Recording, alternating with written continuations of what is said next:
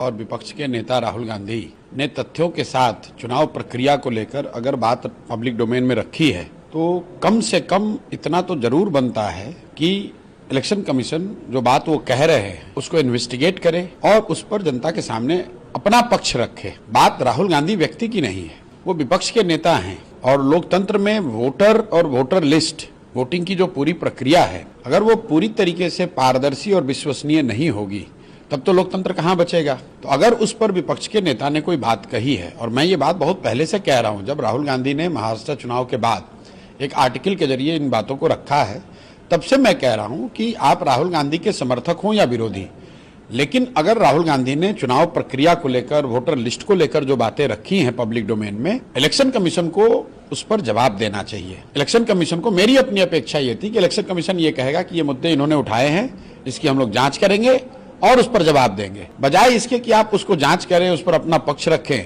ये कहना कि ओथ के अंदर दीजिए, वो कीजिए, तो इट्स लाइक ब्रशिंग असाइड। तो अगर आप ऐसा करेंगे तो नेचुरली लोग रोड पे उतरेंगे ही उतरेंगे। सबको रिटेन भी किया गया है। वो तो देखिए लोकतंत्र में जो होता है, आप धरना प्रदर्शन करेंगे, कहीं पुलिस अपना जो काम कर रही है वो कर सकती है। जहां तक मैंने अभी देखा है कि वो लोग शांतिपूर्वक मार्च कर रहे थे, उसको पुलिस ने रोका है। वहां की क्या स्थिति है मुझे मालूम नहीं है। विषय मार्च नहीं है, विषय ये है कि जब वोटर लिस्ट को लेकर, वोटिंग की प्रक्रिया को लेकर इतने बड़े पैमाने पर कोई बात रखी गई है तो इलेक्शन कमीशन को उसका जवाब देना चाहिए।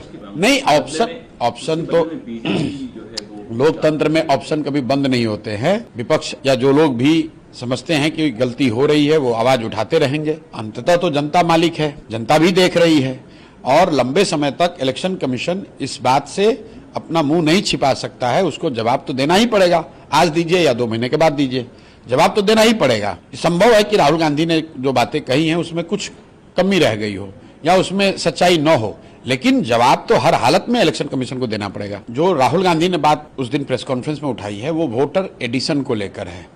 बिहार में जो एसआईआर हो रहा है ये वोटर डिलीशन का मामला है। तो हम लोग एसआईआर पे ये कह रहे हैं कि भाई अगर आप 23 वर्ष के बाद इस तरह की कोई प्रक्रिया कर रहे हैं तो इलेक्शन कमीशन को यह वजह तो बताना पड़ेगा भाई क्यों कर रहे हो। अभी 1.5 साल पहले चुनाव हुआ, उसी इलेक्टोरल रोल से जिसको इलेक्शन कमीशन ने बनाया, सर्टिफाई किया, उसी से देश के पार्लियामेंट का चुनाव हुआ है, उसी से मोदी जी आज प्रधानमंत्री हैं और आप कह रहे हैं कि वो इलेक्टोरल रोल ठीक नहीं है। 2 दिन पहले यहाँ पर अमित शाह जी आए थे, उनका बयान सुन रहा था कि बांग्लादेशी यहाँ आ गए, बांग्लादेशियों का नाम उसमें, नेपालियों का नाम उसमें है। अरे मेरे भाई, तो आप गृह मंत्री के तौर पर ये कह रहे हैं कि आपकी सरकार है दिल्ली में और बिहार में दोनों जगह, और पिछले 1.5 साल में बांग्लादेश से और नेपाल से घुसपैठिए आ गए, उन्होंने अपने पेपर बना लिए, उन्होंने इलेक्टोरल रोल में अपना नाम ऐड करा लिया, तो ये तो और भी गलत बात है। तो ये तो राहुल गांधी के बात को और बल देता है। राहुल गांधी भी तो यही कह रहे हैं कि भाई जो इलेक्टोरल रोल है उसकी सैनिटी नहीं है, उसकी शुद्धता पर सवाल तो उठाया जा रहा है।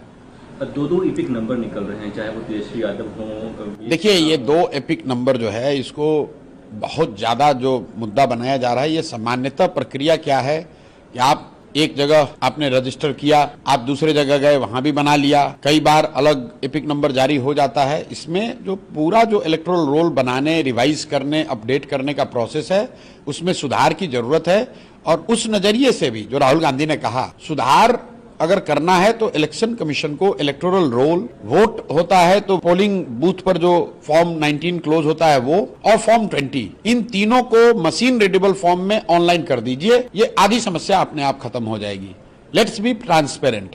फॉर्म 6, फॉर्म 19 एंड फॉर्म 20, ये अगर तीनों चीज को election commission machine readable form में अवेलेबल करा दे तो हर व्यक्ति जाकर जांच कर सकता है। तो इस तरह के डुप्लीकेट नाम, एडिशन डिलीशन का मामला, कितने पोल हुए, कितने काउंट हुए, वो सारा मामला अपने आप खत्म हो जाएगा। अभी तो हालत यह है कि जो बूथ का फॉर्म 20 है उसको अपलोड करने में इलेक्शन कमीशन 6 महीना लगा देता है, और जब वो अपलोड भी करते हैं कि उस बूथ पर किसको कितना वोट मिला, वो भी इस फॉर्म में होता है, कहीं स्कैन करके डाल दिया, कहीं डिजिटल फॉर्म में डाला, कोई स्टैंडर्डाइज फॉर्म में नहीं है, उसको आप एनालाइज नहीं कर सकते हैं। तो इलेक्शन कमीशन को इस बात का संज्ञान लेना चाहिए। फॉर्म 6, फॉर्म 19 और फॉर्म 20, इन तीनों फॉर्म के डेटा को लिटरली रियल टाइम बेसिस पर अगर मशीन रीडेबल फॉर्म में अपलोड कर दिया जाए तो उससे बहुत तरह की परेशानियों से बचा जा सकता है। देखिए अब राहुल गांधी ने क्या कहा, वो राजनीतिक तौर पर इस मामले को कैसे आगे बढ़ाना चाहते हैं, ये हमारा विषय नहीं है।